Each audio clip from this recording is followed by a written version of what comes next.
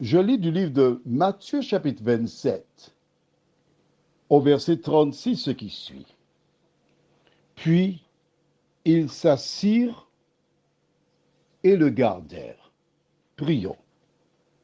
Notre Seigneur et notre Dieu,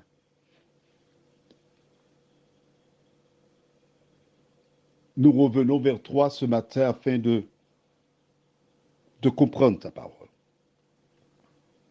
Depuis quelque temps, nous lisons la Bible par chapitre, les uns après les autres, afin de comprendre ce qu'est la parole et comment l'appliquer dans nos vies.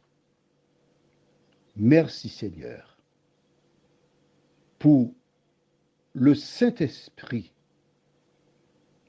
le consolateur que Jésus laissa à ses enfants, afin qu'ils conduisent dans toute la vérité. Cette grâce, nous te remercions. Au nom de Jésus, Amen. Voilà donc les soldats qui ont achevé leur mission partiellement. Provoquer Jésus, et ils ont échoué. Il n'y avait plus rien à faire parce qu'il maintenant il était crucifié entre ciel et terre. C'est la mort qui l'attendait. Mais il n'avait pas terminé pour autant. Physiquement, il ne pouvait plus l'atteindre parce qu'il était en hauteur, sur la croix. Alors il s'assire, attendant qu'il meure. Et le verset du jour nous dit, ils s'assirent et le gardèrent.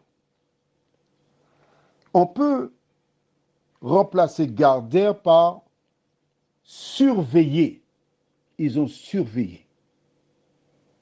Parce qu'il n'était pas question de crucifier Jésus et de partir. Non. Il fallait attendre qu'il meure. Leur mission était achevée seulement à la mort de Jésus. Pourquoi? Tout simplement parce que si les soldats étaient partis, la foule était partie, les disciples pourraient venir enlever la croix de terre, enlever les clous et libérer Jésus. Donc il fallait qu'il meure, qu'on constate sa mort avant de partir. L'ennemi voulait maintenant, tout en le tentant, le pousser encore. Parce que chaque fois que les hommes ont fait entrer les clous, ça fait mal. Mais à travers cette souffrance, il ne faut pas les maudire pour autant. À travers cette souffrance, il faut supporter. C'est pas facile. Hein? Alors je peux te le dire, c'est pas facile. Mais il a supporté. Et il le gardait. Voici l'attitude des hommes investis par le diable. Attendre et voir mourir le chemin, la vérité et la vie. C'est ce qu'ils veulent voir. C'est ce qui est important. L'enfant de Dieu, il ne veut pas voir des gens mourir. Au contraire, il veut les voir vivre. Vois-tu la différence entre le mal et le bien? L'enfant du mal, il garde pour le voir mourir, mais l'enfant de Jésus garde la parole dans son cœur.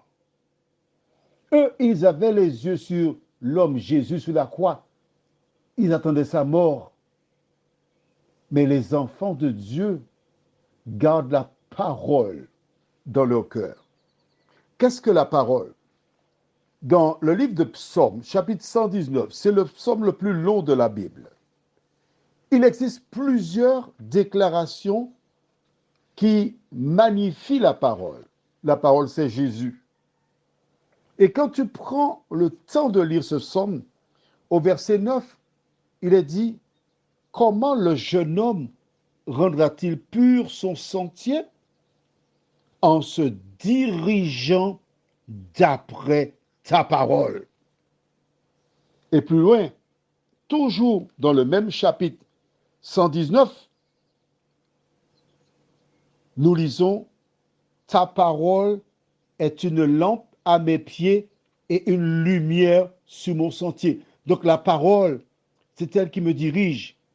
La parole, c'est elle qui me garde. Et je retourne maintenant au verset 11, toujours dans le même chapitre 119. Je serre ta parole dans mon cœur. Je remplace serre par garde.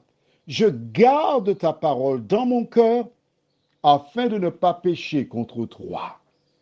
Prions. Notre Seigneur, notre Dieu, les soldats avaient les yeux sur Jésus pour garder, pour s'assurer qu'il meurt. Mais tes enfants gardent ta parole dans leur cœur. Tes enfants ont les yeux sur ta parole parce que c'est une lampe à nos pieds et une lumière sur notre sentier. C'est elle qui nous permet de suivre tes voies, de nous aider, Seigneur, à ne pas garder la parole des hommes, car souvent ils sont là pour nous détourner de la vérité. Mais aide-nous chaque jour à marcher avec toi, à suivre tes préceptes, nous t'en prions, au nom de Jésus et pour ta gloire éternelle. Amen.